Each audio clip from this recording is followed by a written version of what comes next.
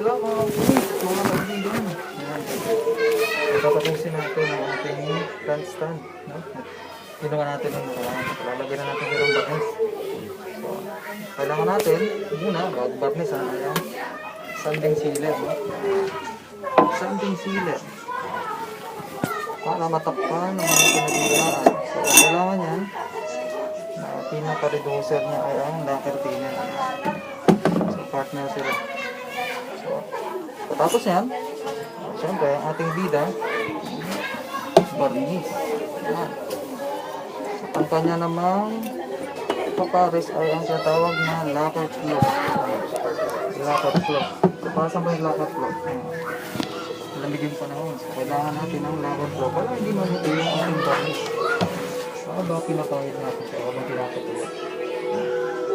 So, meron ba kayo? Ituloy natin ang pag-barniz. O, i-finish na natin yung last card na ating ginagawa.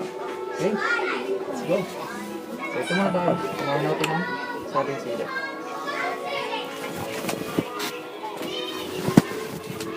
Ito natin mga friends ang ating sardine sealer. Kailangan natin ang electric plug. Ito kami. Kailangan natin ang ating paghahaluan ng sardine sealer. Yan. At ang pasirasong lacquer thinner.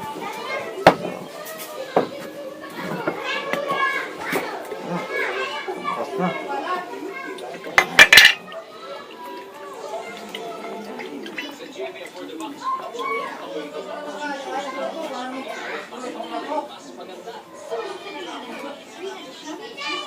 Okay.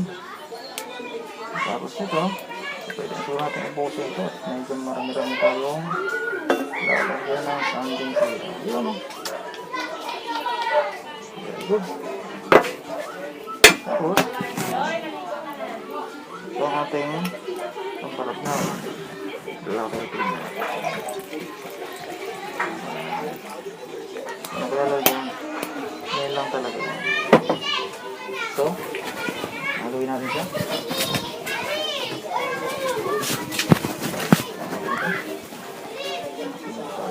Uy!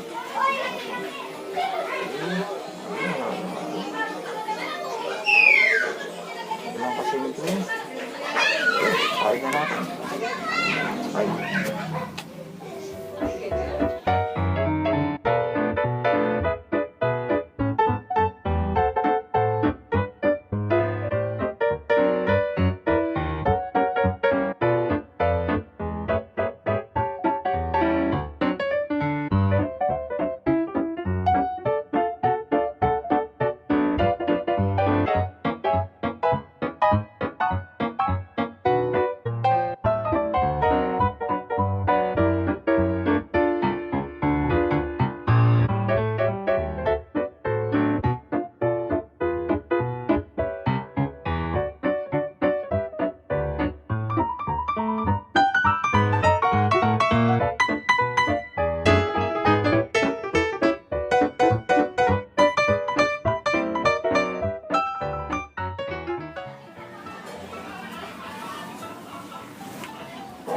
Barniz naman tayo mga kaibigan.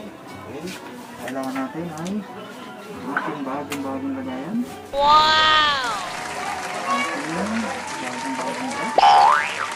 Siyempre, ating lacquer flow. No. Ating barniz at lacquer flow. Okay. So, ating barniz.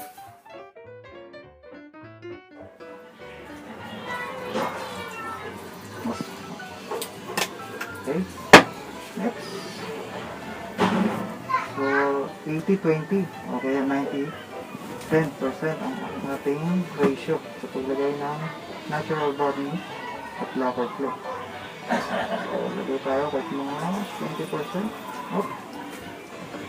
Okay. Wala na natin.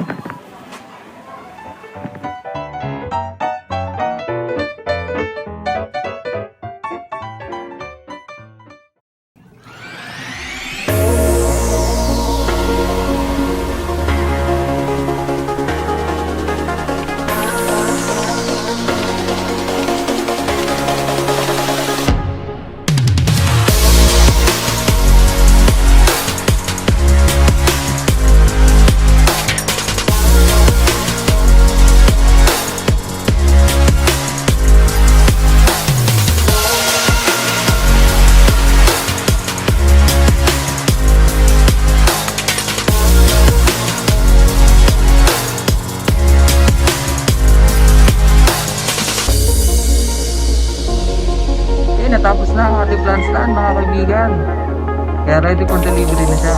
Kaya kung bago ka sa channel na to, bago rin ng channel ko na to, Kaya mag-subscribe na po kayo. Thank you po.